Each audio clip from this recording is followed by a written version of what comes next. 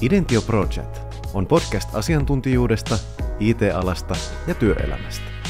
Studiossa seurannasi on Idention toimitusjohtaja ja perustaja Joonas Korkan, jonka tavoitteena on rakentaa entistä läpinäkyvämpää työelämää. Tervetuloa mukaan!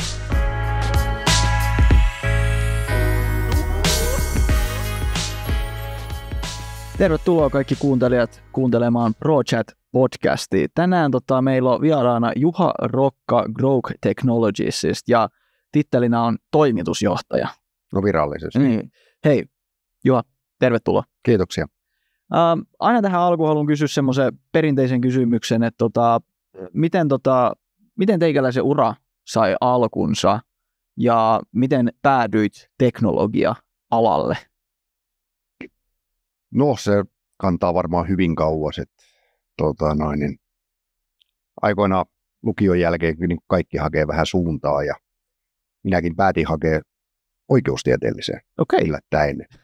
Ajattelin, että se on varmaan hyvä juttu ja luin tosi paljon ja pääsykokeisiin jäin 3 pisteen päähän ja sitten ajattelin, että toista kertaa mä en tätä lähde tekemään ja sitten ajattelin, että laitetaan sitten hakemuksia menemään eri paikkaan ja sattuisin pääsemään tuohon Turun ammattikorkeakoulun kone- ja laiva-automaatiotekniikan linjalle ja ollut aina semmoinen, että halunnut tehdä käsillä tekniikkaa aina kun mopoolin palasiksi vaan ja uudestaan kasaan ja se oli sitten semmoinen polku, että siellä sai niinku tekniikan ja teknologian innostuksen oikeasti päälle ja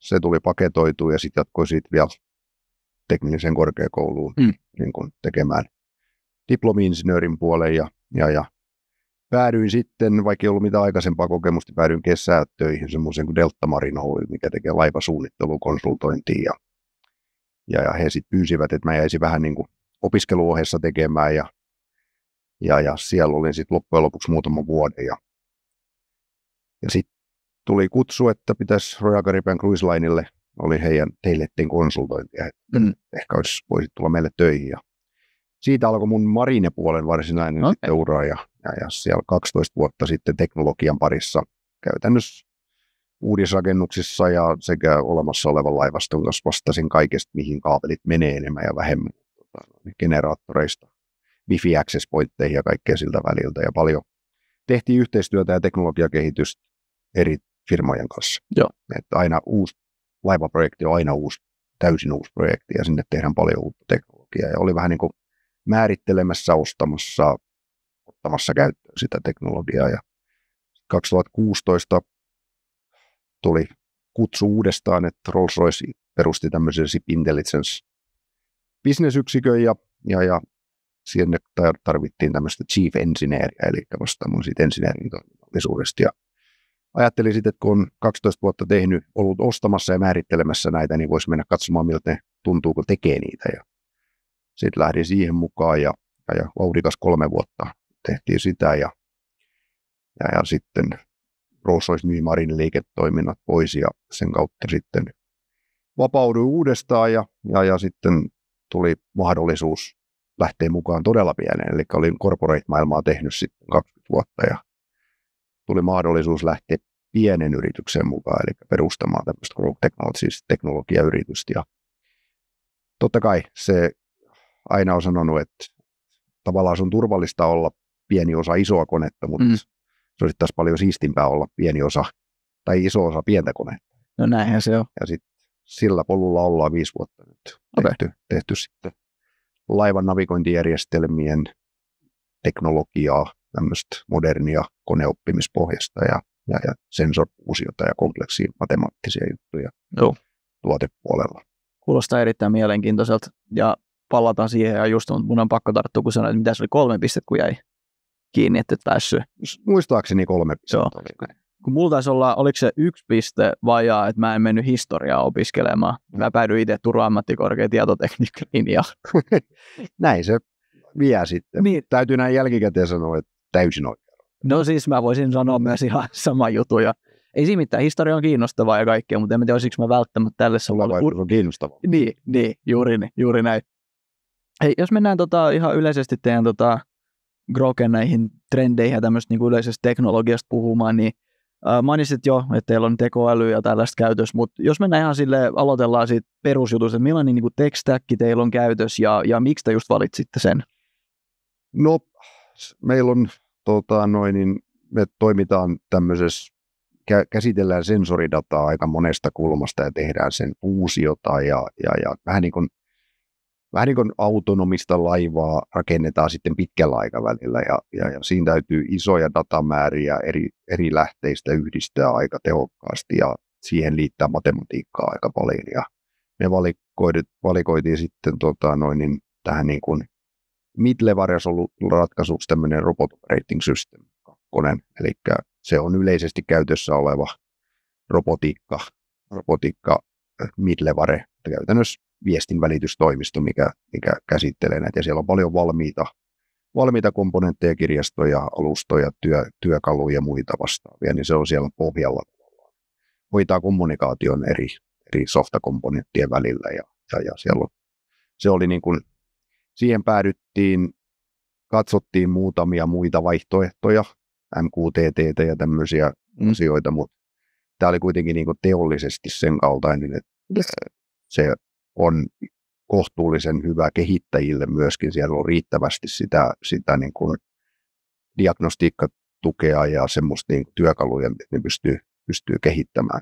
Ja se oli yksi valinta. Sitten tietysti me tarvittiin vahva pilviympäristö ja tämmöinen, kun me tehdään koneoppimismalleja ja kokonainen machine learning platform tyyppinen, niin siihen sitten päädyttiin näistä 3 isosta, niin päädyttiin sitten Googleen. Sitä käytetty myöskin Rolls-Roycen aikaa ja totta kai oli jonkun verran kokemusta siitä. Niin moni on sanonut siitä, että se ei ole tietysti kaikkein menestynein platformi kaupallisesti ollut. Niin, näin. Toisaalta se on tehty alun perin Googlen omaan käyttöön, mikä tarkoittaa, että se miten se on dokumentoitu ja tehty, pitää paikkansa hyvin. Ja se oli tietoinen valinta silloin. Meillä oli totta kai kontakteja Googleen ja on edelleen. Me ollaan heidän startup-ohjelmassa mukana ja sitä kautta tietysti auttaa ja asioita, mutta niin se vaikutti semmoiselta, että se venyy niihin käyttötarkoituksiin parhaiten. Eli meillähän on se ajatus, että me ei varsinaisesti me ollaan cloud-agnostinen edelleen, eli meidän tech stack on sen kaltainen, että se on mixed and shift. Se voidaan ottaa Googlesta ja se voidaan siirtää. Okay. Ja me ei haluttu lähteä esimerkiksi machine learning pipelineja tekemään ja muita heidän. Eikä haluttiin pysyä siinä tilanteessa, että jos täytyy jostain syystä siirtää on-premiin tai täytyy vaihtaa ympäristöön, niin se on mahdollista edelleen. Okei, joo. Onko jotain niin frontti-, backeri-teknologiaa? No front-puolella sit siellä käytiin, kun tehdään tämmöistä augmented reality, eli paljon tehdään kamerakuvan päälle asioita, sitten tehdään toisaalta kartan päälle asioita, ja hiukan 3D:täkin on mukana, ja siellä käytiin sitten eri vaihtoehtoja, QT:tä, Unityä ja tämmöisiä vaihtoehtoja, ja päädyttiin sitten Unityn päällä tekemään, koska se on kuitenkin peliteollisuuden, meillä on se 3D-elementti siellä olemassa, ja sieltä löytyy aika paljon valmista käyttökelpoista komponenttia ja kirjastoa ja vastaavaa, ja se oli niin kuin, tehtiin semmoinen kohtuullisen syvällinenkin review muuta vaihtoehdosta, ja sitten se puolti paikkaansa siinä.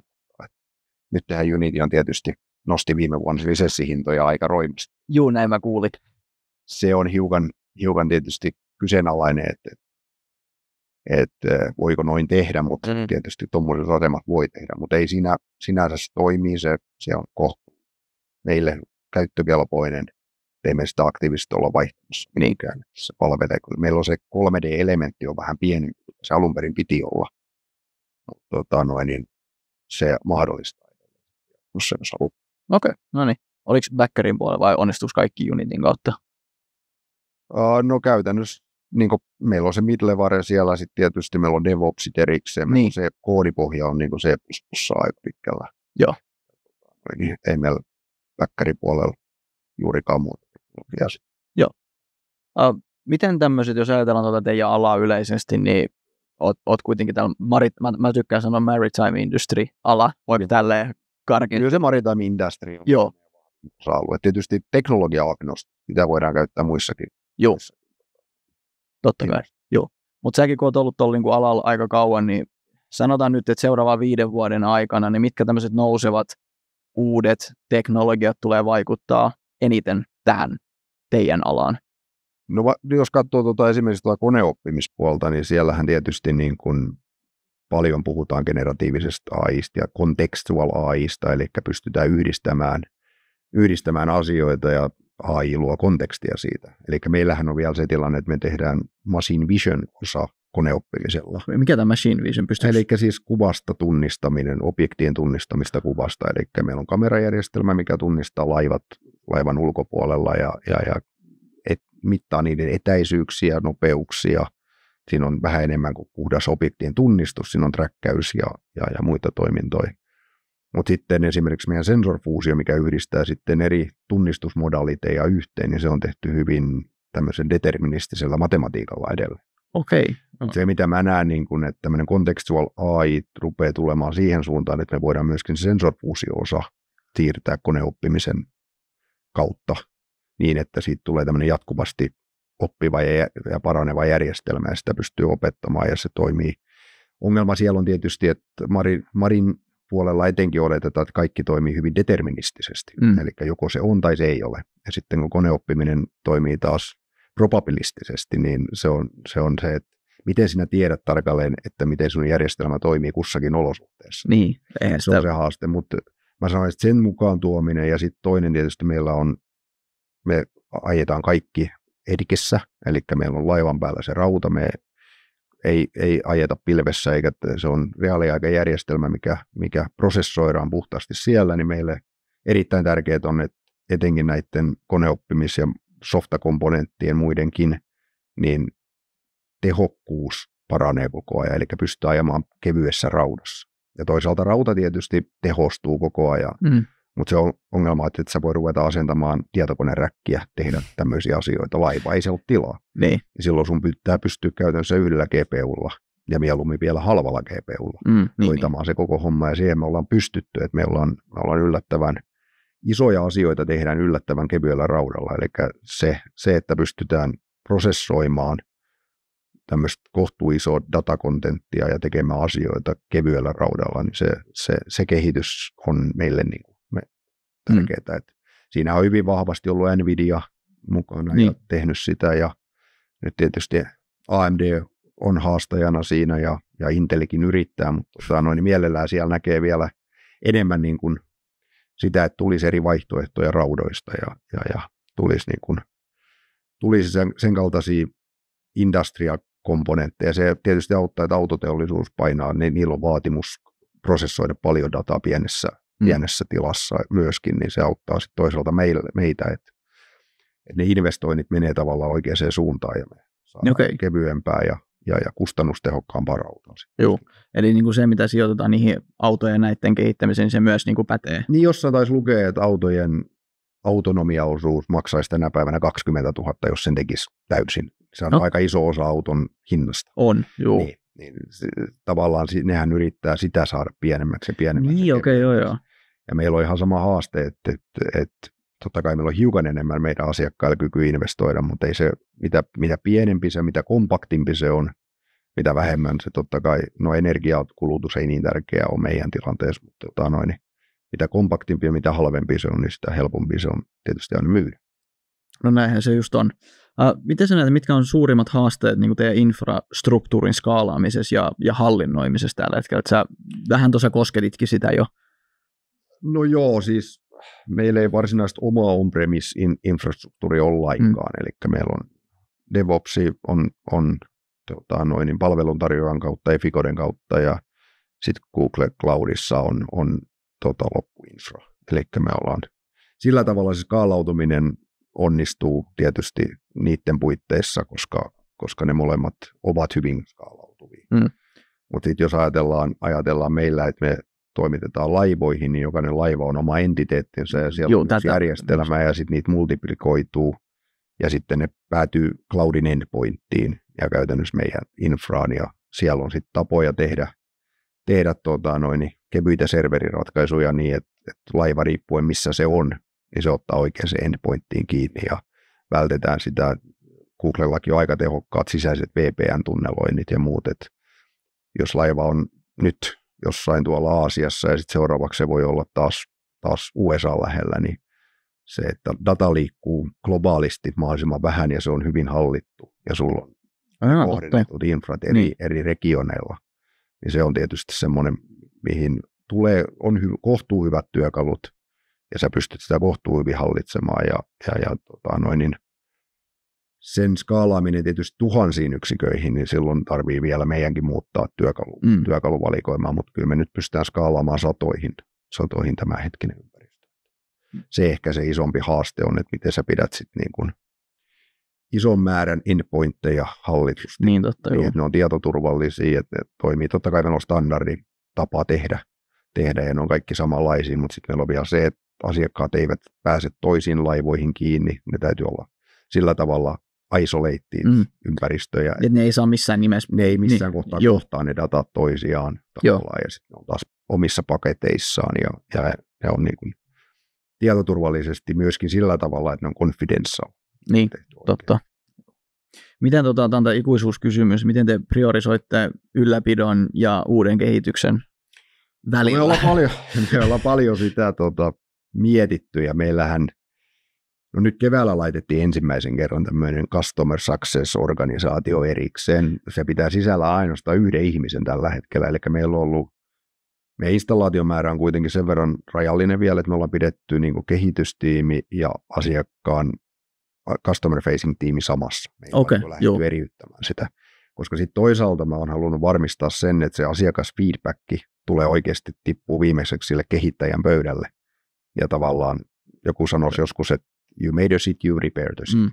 Niin se tavallaan se feedback loopi pysyy sen kaltaisena, että me saadaan välitön reaktio siihen, eikä tule semmoisia tavallaan organisatorisia kuiluja sitten myöskään siihen. Että meillä on koko ajan prioritoitu customer wishlista ja feature-lista olemassa, ja sitten totta kai meillä on meidän oman kehityksen lista, ja sitten niitä tehdään weighted balanssia, että mikä on järkevintä missäkin kohtaa tehdä. Tuo on aika ainutlaatuinen, että otetaan niin kuin customer success tuolla tavalla käyttöön. No joo, siis mistä se idea lähti? No se lähti lähinnä siitä, että meidän järjestelmät toimii hienosti laivoissa, mutta sitten tulee se, että niin miten sä teet sitä interaktiota asiakkaan kanssa, kun kaikki toimii hienosti, niin sä et kuule asiakkaalta yhtään mitään. Se kertoo yleensä sulle silloin, kun sillä on joku ongelma. Niin.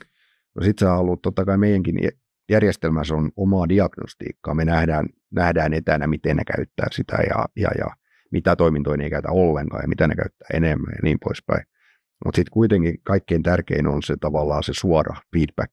Eli me haluttiin, meidän customer success on paljon sitä, että totta kai se hoitaa tätä feature priorisointia asiakkaan tulevan feedbackin pohjalta, mutta se myöskin fyysisesti käy asiakkaan luona. Eli me mennään ja kierretään, meillä on ketä vastaa siitä, niin käy meidän asiakkaita tapaamassa, jopa ihan paikan päällä, käy laivassa, missä on se järjestelmä, haastattelee, ymmärtää, miten ne käyttää sitä, missä on ne ongelmat. Niin saadaan vielä enemmän sitä kontekstia siihen. Me nähdään etänä, niin kun pystytään diagnosoimaan hienosti, että miten sitä teknisesti käytetään, mutta miksi sitä käytetään niin teknisesti, kun sitä käytetään.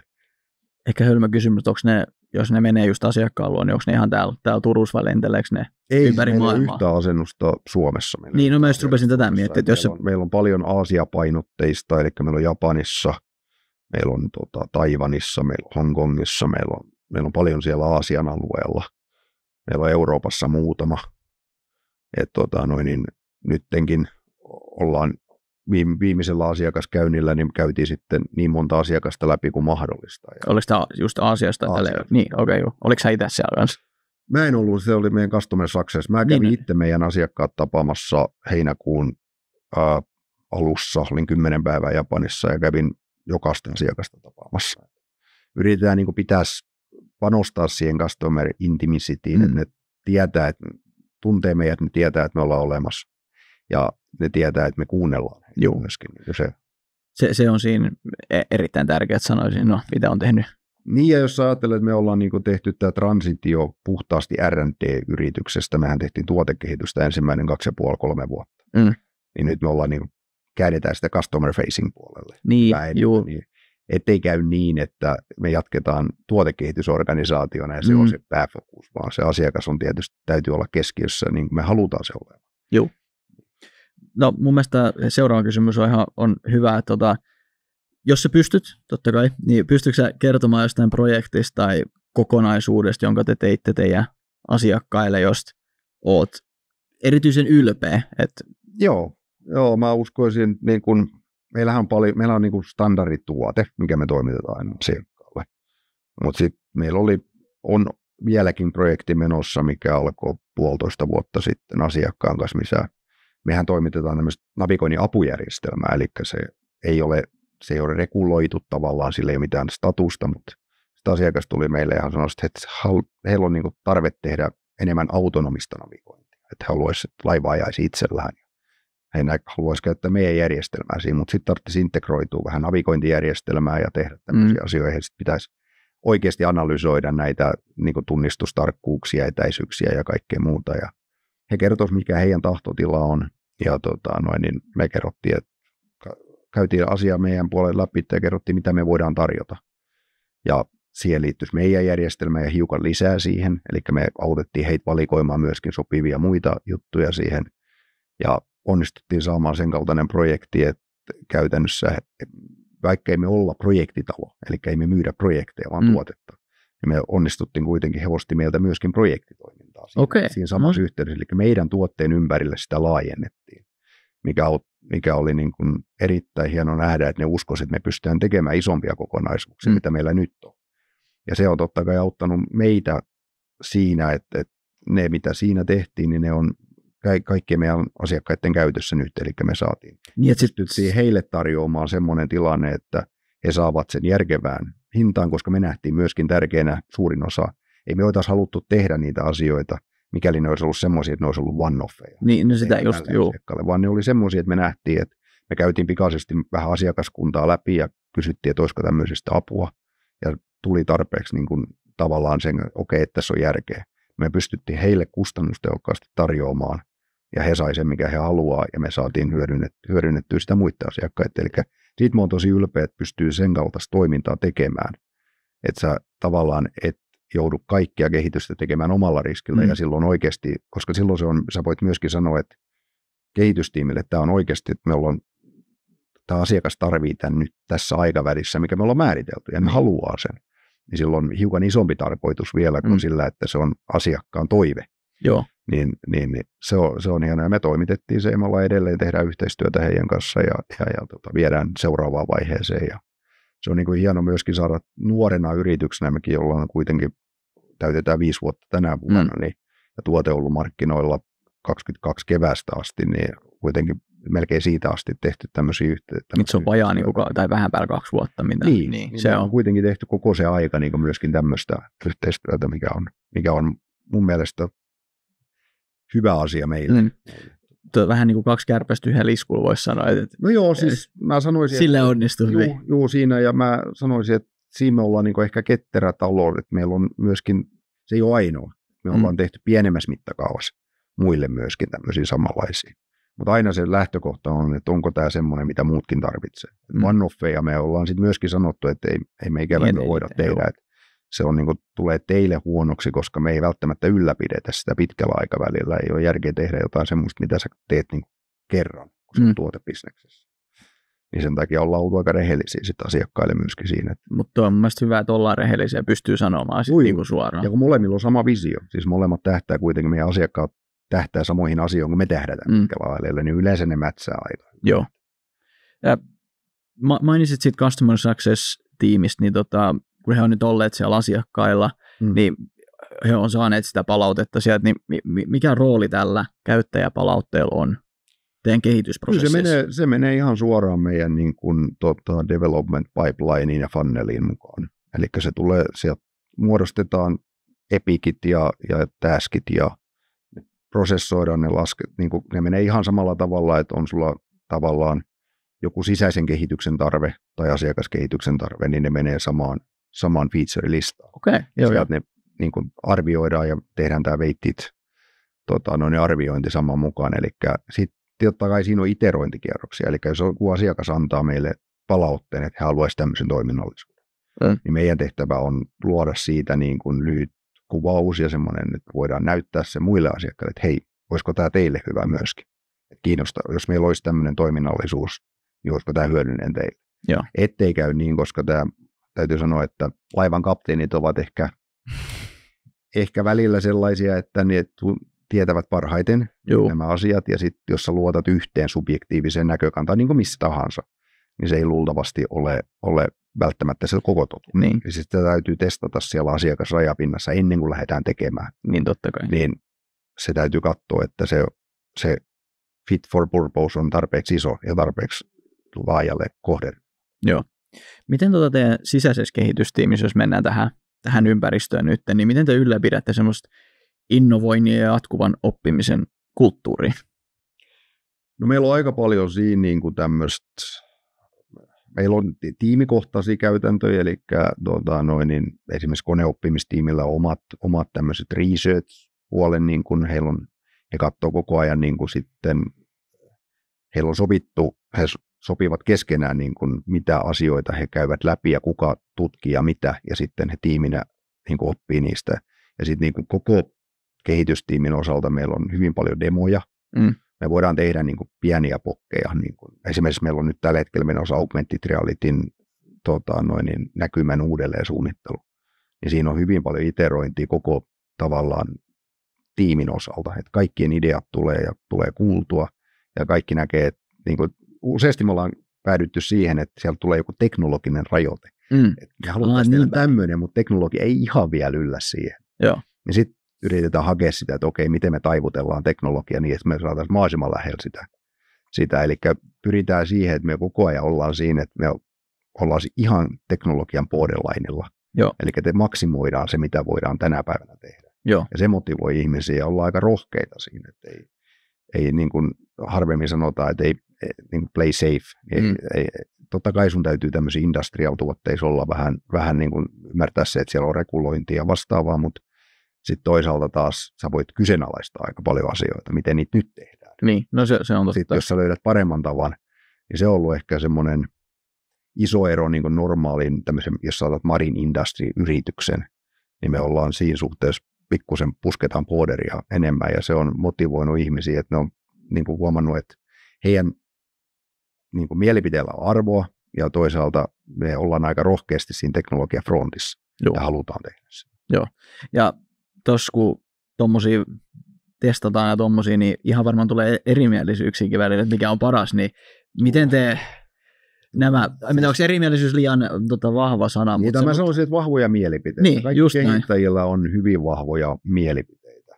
Niin, miten nämä mielipiteet? No, siinä on yleensä se, että niin jos siellä on, meillä hyvin harvoin on niin täysin konfliktin mielipiteitä. Ne saattaa olla hiukan ei nyansseja, mutta semmoisia, niin että tapoja, että mikä olisi parempi ratkaista joku kuin toinen. Ja sitten se lopputulos aina tietysti ratkaisee, että millainen, jos on kaksi eri tapaa tehdä joku asia, niin miltä se lopputulos näyttää. Joo. Ja sehän pitäisi validoida asiakkaan kanssa. Eli sehän voittaa, mitä asiakas loppujen lopuksi haluaa siltä. Niin yleensä, jos meillä on tämmöinen niin kuin teknologinen valinta esimerkiksi, niin meillä on määrätyt henkilöt nimetään, että ne tekee niin kuin tämmöisen debriefin ja käy läpi sen, että mitä vaihtoehtoja meillä on. Ja sitten meillä on niin kuin isompi ryhmä, mitkä saattaa olla rautaa, softaa, eri validit ihmiset istuvat alas, sovitaan, miten testataan, tehdään tämmöinen iterointi. Ja sitten ihan pyritään siihen, että tehdään päätöksiä kvalitatiivisesti tai kvantitatiivisesti niin, että ei ne mielipiteet saadaan pois ja pystytään puhumaan tosiasioita. Niin, juu, ettei ole vaan... Niin, se ottaa hiukan sitä tietysti agilityä pois siinä mielessä, että sä et lähde välittömästi juoksemaan jonkun hyvän mielipiteen perässä tai jonkun määrätyn henkilön niin kuin halujen mukaan. Mutta ne ymmärtää sen myöskin, että se on parempi että se asiat käydään kunnolla läpi ja saa kertoa kaikki omat mielipiteensä, mutta se pitää muistaa, että täytyy pyrkiä argumentoimaan. Ettei voi vaan huudella. Niin se, ettei vaan kerrota, että toi on nyt ihan väärin tehty tai joku, niin sitten kerrotaan, että miksi se on sun mielestä ja miten se kannattaisi tehdä paremmin. Joo. Miten sä näet, että mitkä olisivat sellaiset tärkeät prioriteetit seuraavaksi vuodeksi, puoleksi toista, mihin teidän pitäisi keskittyä, jos mietitään teknologian kannalta teidän alaa? No meillä on hyvin tärkeä, totta kai niin kuin, tällä hetkellä meillä on se tilanne, että meillä ei niin kuin, tämä meidän toimittama järjestelmä laivoihin on volunteerijärjestelmä, eli sitä voidaan käyttää navigoinnin tukijärjestelmää tai asiakas voi päättää, että sitä ei käytetä, ei he halua semmoista. Mikään luokituslaitos tai International Maritime Organization ei vaadi tämmöistä järjestelmää. Eli se on navigoinnin apujärjestelmä. Se on vähän niin kuin, että kyllä se auton tänä päivänäkin, no nykyään alkaa lane assistentit ja muut olemaan pakollisia, mutta 5 vuotta sitten niin autovalmistaja voi sitten paketoida ne safety-paketeiksi ja tuottaa siihen mukaan tai valinnaisesti olla tuottamatta.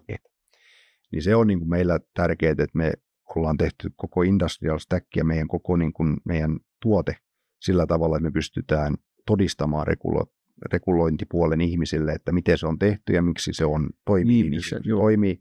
Ja meidän seuraavan niin kuin 2 vuoden ikkuna on se, koska regulointi menee nyt eteenpäin ja alkaa olemaan niin kuin eri tahoilla, koska ylin taho on aina Maritimeissa on tämä International Maritime Organisaatio, missä on kaikkien maiden edustajat paikalla, ja se laittaa niin kuin isot linjat kuntoon, eli Safety Life of Sea esimerkiksi kirja, mikä kertoo merenkulun säännöt, ja kaikki tämä.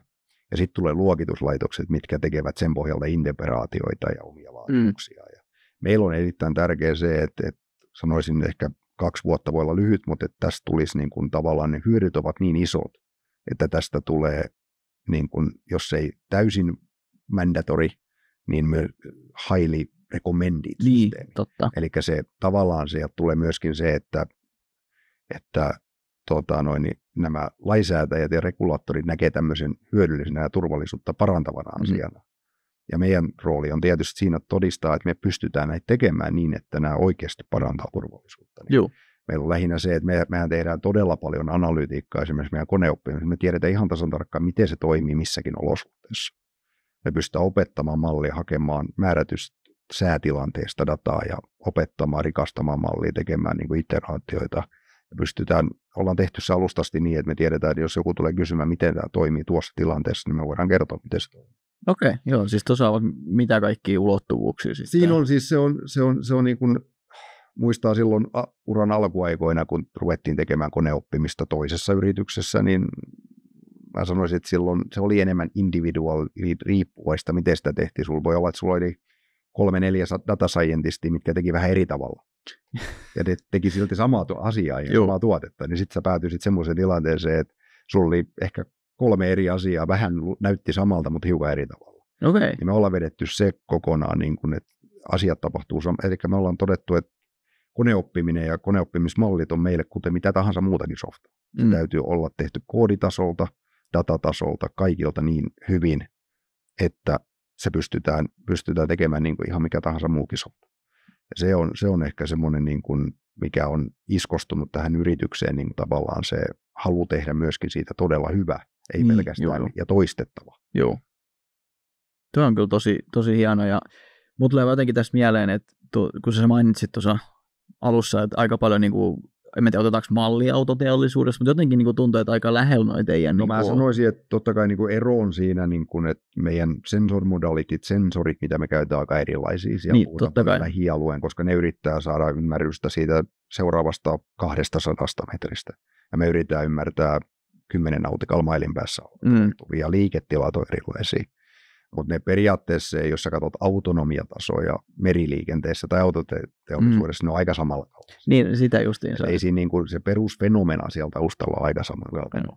Ja sen takia mä uskon, että sama tulee tapahtua meriliikenteessä, kun on tapahtunut autoliikenteessä. Autopuolellahan puhuttiin paljon autonomiasta. Mutta itse asiassa mitä on tapahtunut, niin autoihin on tullut totta kai näitä level 3 tasoon, mitä saavutetaan. Mutta paljon isompi osa sitä on ollut sitä, että siinä on tullut niitä avustavia järjestelmiä, mitkä on itse asiassa nykyään bisnestä autoteollisuuden autovalmistajille ja ne parantaa turvallisuutta. Niin samalla tavalla tulee täällä tapahtumaan, että se level 5 täysin autonomia, unmanned autonomia, niin ei se tule tapahtumaan kovin nopeasti, mutta ensimmäisten tasojen, missä ne tai ne, mitä teknologia pystyy mahdollistamaan uusia toiminnallisuuksia, niin tulevat aidosti mukaan siihen jokaiseen laivaan ja jokaiseen tuotteeseen. Joo, se on ollut vaan mielenkiintoista sitä keskustelua kuunnellessa, että aika niin kuin, kuinka samaa siinä. Niin, tai siinä on ja ihan samalla tavalla, jos mennään niin kuin, totta kai muut industrit, kuten kaivosteollisuus, mutta heillä on hiukan eri tilanne, kun he voisivat sulkea sen kaivoksen, että siellä ei ole ketään muuta kuin me ollaan niin kuin sillä tavalla samanlaisia, että siellä tulee aina olemaan muita. Niin, sieltä tulee muita veneitä. Ihmisiä, ja mä en tykkää oikein puhua siitä autonomiasta, niin, koska se hyvin useasti assosioidaan unmanned autonomia, eli miehittämättömiin aluksiin, ja mä mieluummin puhun tämmöistä less human dependent operations. Niin, siinä on se. Eli vapautetaan ihmisen kapasiteettia tekemään järkevämpiä asioita kuin esimerkiksi tätä lookout-toimintoa, mitä me tehdään, eli valvoa, mitä ympäristössä tapahtuu. Niin, ettei käy Titanicit sitten, vai onko se niin kuin se? Niin, no siis mä olen itse tehnyt muutaman aikoina Royal Caribbeanin aikaan muutaman Atlantin ylityksen risteilylaivalla, ja täytyy sanoa, että se muutama viikko siinä, kun mennään ylitte, niin se on aika tylsää. Siellä ei paljon mitään näy, ja sitten siellä on kuitenkin pari kaveria koko ajan komentosillalla katsomassa, että mitä siellä näkyy. Siinä on... Niin siellä on ehkä semmoinen mahdollisuus, että ne ihmiset voisivat tehdä jotain niillekin mielekkää. Niin, joo. Tuutko se näkemään, että ikinä tulee menemään autonomia siihen pisteeseen, että tuommoisia henkilöitä ei tarvita? Vai mä sanoin, että ensimmäisessä vaiheessa puhutaan tämmöistä periodically unmanned tai reduced manning. Eli siellä on tämä on niin korkeasti reguloitua, että IMO on määrittänyt tämmöisen STCW niin kuin manning-levelit laivalle, millaiset manningit pitää olla missäkin tilanteessa.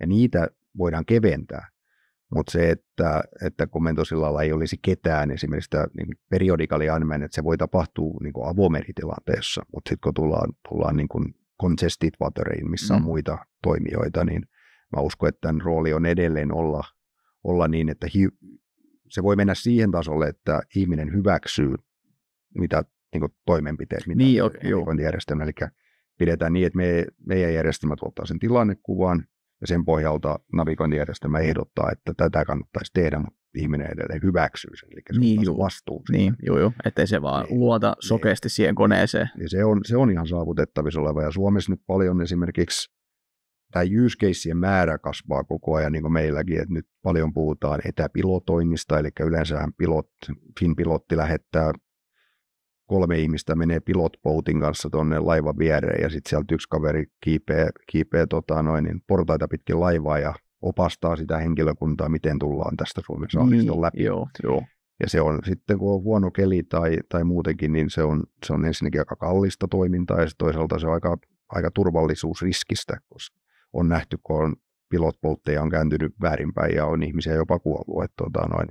Okay. Nyt on ajatus se, että pystyisikö, jos siellä olisi tämmöistä meidän kaltaista teknologiaa, niin pystyisikö se luotsi olemaan tai pilotti olemaan siis maissa ja opastamaan sen laivan.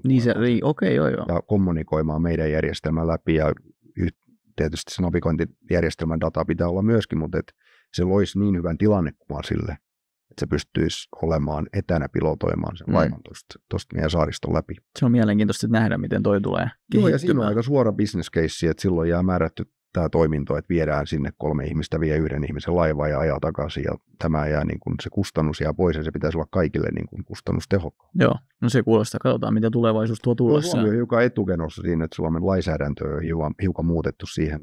En tiedä. Että se on mahdollista. Okei. Mielenkiintoista. No, nähdään, miten se tulee toimimaan sitten. Teilläkin on ihan varmaan yhteistyökumppaneita kehittämässä näitä järjestelmiä lukuisia, niin mitkä on tämmöiset niin kuin keskeiset tekijät, joita te harkitsette, kun te valitsette tämmöistä teknologiatoimittajaa kautta kumppania? No totta kai se, niin kuin, se yleensä ratkaisee aika paljon se niin kuin, koska ei me osteta niin kuin tiimejä. Me ostetaan edelleen, me ollaan niin pieni, että me ostetaan edelleen yksittäisiä osaajia. Niin kyllä se nitoutuu aika pitkälle sen yksittäisen osaajan kyvykkyyteen siihen, mitä me halutaan. Mutta sitten yrityksen puolelta tietysti, mitä mä arvostan paljon, on tämmöinen joustavuus.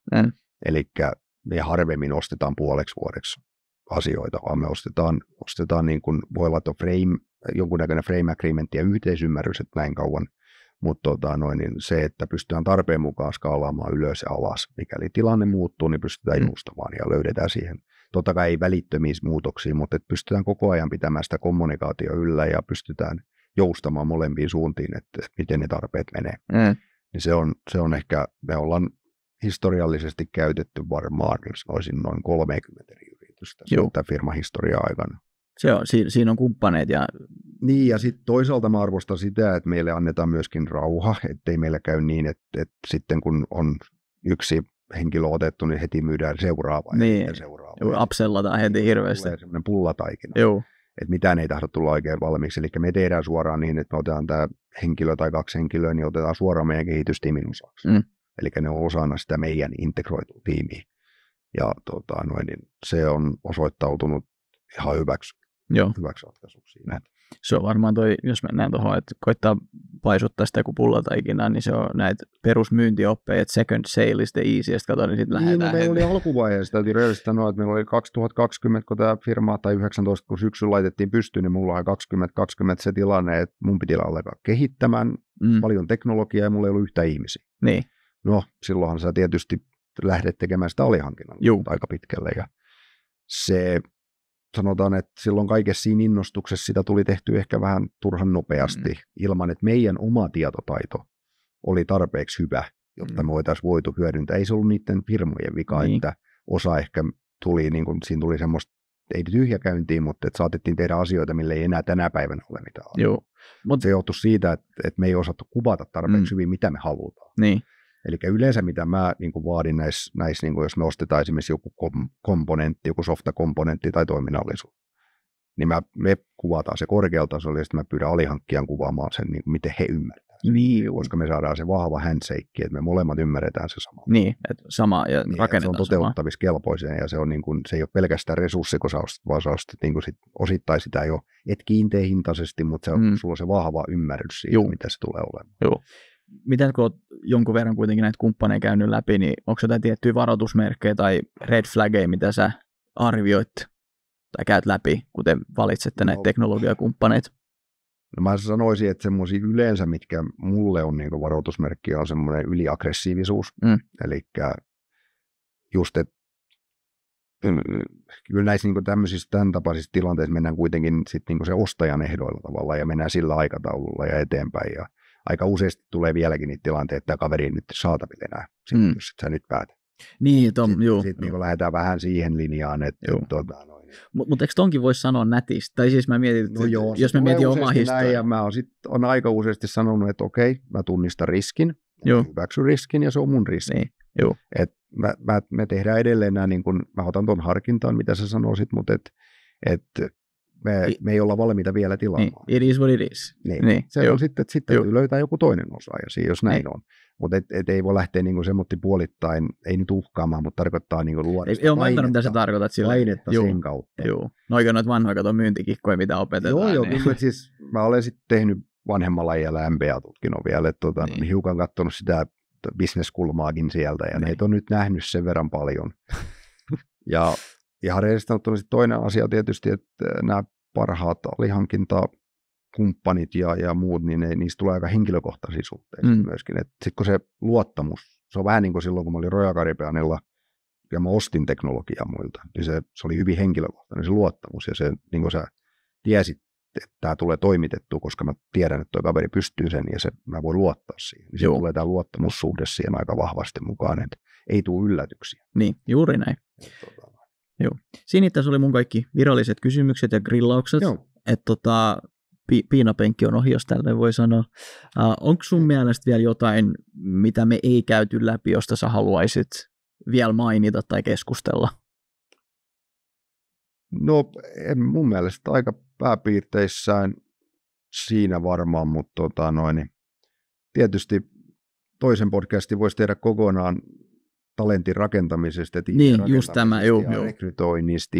Kun sehän on iso juttu. Me ollaan kuitenkin lähdetty käytännössä nollasta teknisestä ihmisestä liikenteeseen, ja nyt meillä on 20 ihmistä firmassa, mistä on kuitenkin lähemmäs 15 on teknisiä taustaisia, että miten sitä tiimiä rakennetaan, miten sitä, totta kai on mennyt ja tullut, mutta täytyy muistaa, että meidän retention rate on 90%, eli me ollaan saatu pidettyä annettua ihmisille tarpeeksi haastavaa työtä kohtuullisella korvauksella, että ne ovat halunneet ja uskovat meidän tekemiseen, mikä on niin kuin, se on semmoinen herkkä paikka, mistä varmaan saisi ihan kokonaan oman podcastin. Joo, mä olin just sanomassa, että se... Miten rakennetaan niin kuin hyvä tekkitiimi. Joo, se on itse asiassa tosi mielenkiintoinen konsepti ja on että huomannut, että semmoinen ehkä voisi tehdä, koska se herättää aika paljon kysymyksiä ja mielipiteitä. Siinä ollaan onnistuttu ja epäonnistuttu ja testattu kaikkea ja totta kai niin kuin opittu paljon, mutta et se on ehkä tärkeintä, että ei myöskään pelkää niitä epäonnistumisia. Aina tulee virheitä, mutta sitten toisaalta, että ei tekisi samaa virhettä 2 kertaa. Niin, sepä se. Oppisi vähän niistä asioista. Ja sitten ne virheet olisi mittakaavaltaan sen kaltaisia, että ne on hanskattavia. Niin mun mielestä Suomi on kuitenkin hyvä paikka palkata edelleen. Täällä on osaavaa talenttia. Vähän aikaa sitten oli vähän se tilanne, että saatavuus oli aika huono. Nyt se oli ylikuumentuminen. Se oli ihan järkyttävää. Niin, nyt se on ehkä tasapainottunut. Meilläkin tietysti, kun meillä on hyvin osassa tekkistäkkiä on hyvin syvää osaamista, niin sitten se kandidaattivalikoima harvenee aika pieneksi. Niin se ei ole helppo sitten etsiä. Ja sitten tämä oma rekrytointi versus konsulttien käyttö, niin sekin on Joo, siinäkin omat ulottuvuudet. Mielenkiintoinen. Mutta joo, siis ei mulla niinku sen enempää. Mun mielestä meillä ollaan onnistuttu ja epäonnistuttu sopivassa suhteessa. Mutta sehän se on just niinku se kultainen keskitie. Niin. Että enemmän onnistumisia kuin epäonnistumisia. Joo, tätähän se yritystoiminta vaatii. Hei, kiitos Juha vielä kerran ja oli mahtava saada sinut tänne. Mahtavaa, että viihdyt kanssamme jakson ajan. Seuraa Identio Projectia Spotifyssa ja Apple Podcastit-sovelluksessa. Näin saat tiedon aina uuden jakson ilmestyessä.